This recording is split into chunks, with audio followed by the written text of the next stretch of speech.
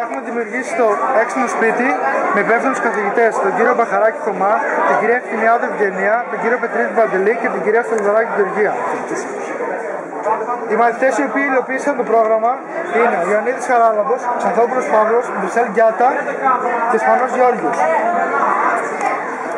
Υλοποίησε ένα ολοκληρωμένο συστήμα του αυτοματισμού για μια κατοικία. Για το δικό μας έξυπνο σπίτι επιλέξαμε τα παρακάτω. Να ελέγχει αν είναι νύχτα ή μέρα και να ανάβει ή να σβήνει αυτόματα τα φώτα του τύπου. Να ελέγχει τη θερμοκρασία ενός χώρου και να θέτει αυτόματα σε λειτουργία το κλιματιστικό. Να ανάβει και να σβήνει το θερμοσύφωνο. Να ελέγχει την κίνηση μέσα σε ένα χώρο και να ενεργοποιεί αυτόματα το συναγερμό. Να ανοίγει και να κλείνει εξωτερικό σχέστο. Το συστήμα στηρίζεται στο Arduino, μια υπολογιστική πλατφόρμα ανοιχτού λογισμικού.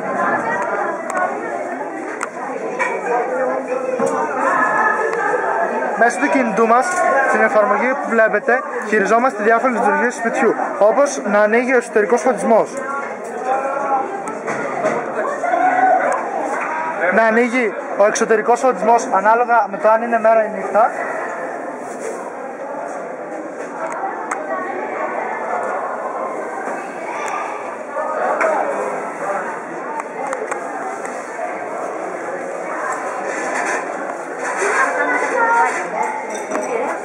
να ανάβουμε το θερμοσύφωνά μας ώστε να έχουμε ζεστό νερό,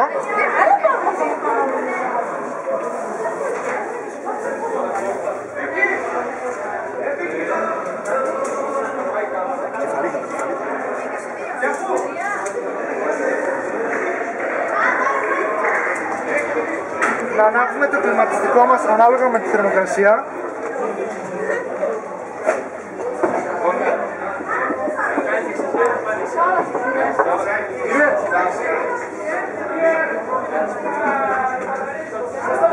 να ανοίγουμε το σκίαστρό μας όταν υπάρχει ήλιος,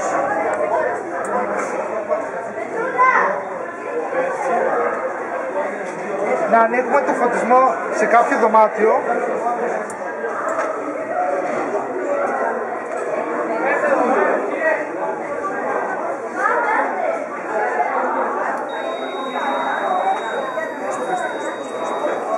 όταν η θερμοκρασία ανεβαίνει, ακούμε από το ηχείο μας κάποια προειδοποίηση